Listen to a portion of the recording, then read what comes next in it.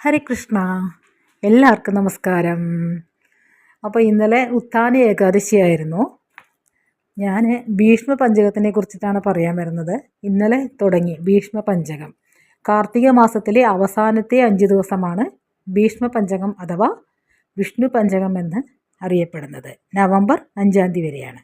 ഭീഷ്മ പിതാമഹൻ തൻ്റെ ദേഹം വെടിയുന്നതിന് തയ്യാറാകുവാനായി ഈ 5 ദിവസം ഉപവാസം അനുഷ്ഠിച്ചു എന്നാണ് പറയുന്നത്.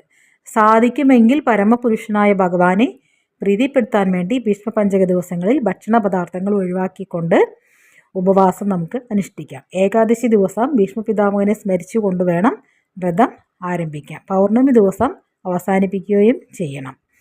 ഈ 5 ദിവസങ്ങളിൽ നമുക്ക് നാമജപം, കീർത്തനം, ഹരികഥാശ്രവണം, ഭഗവത് ആരാധന എന്നിവയൊക്കെ നമുക്ക് ചെയ്യാവുന്നതാണ്.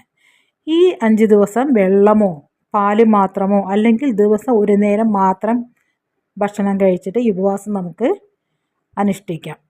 ഈ ഉപവാസം നമുക്ക് അനുഷ്ഠിച്ചാൽ എല്ലാ ഉപവാസങ്ങളും അനുഷ്ഠിക്കുന്നതിന് തുല്യമാണ്.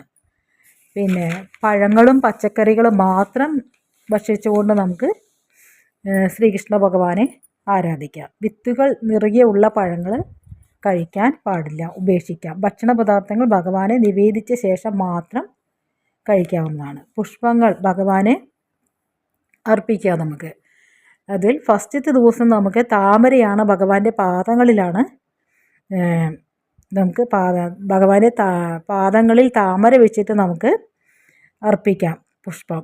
2-ാം ദിവസം നമുക്ക് കൂവളത്തില ഭഗവാന്റെ തുടകളിൽ വെച്ചിട്ട് വേണം നമസ്കരിക്കുക. 3-ാം ദിവസം സുഗന്ധദ്രവ്യങ്ങൾ ഭഗവാന്റെ തിരുനാഭിയിൽ വെച്ചിട്ടാണ് സുഗന്ധദ്രവ്യങ്ങൾ വയ്ക്കേണ്ടത്. 4-ാം ദിവസം ചെമ്പരത്തി ഭഗവാന്റെ തിരുതോളിലാണ് ചെമ്പരത്തി വെക്കേണ്ടത്. 5-ാം ദിവസം മുല്ലപ്പൂ അല്ലെങ്കിൽ പിച്ചകം അല്ലെങ്കിൽ മാലതിപ്പൂ എന്നും പറയും. അത് ഭഗവാന്റെ ശിരസിലാണ് വെക്കേണ്ടത്. അപ്പോൾ ഈ 5 ദിവസം നമുക്ക് ഭീഷ്മ പഞ്ചകം വ്രതം എടുക്കാം. ഹരേ കൃഷ്ണ. എല്ലാവർക്കും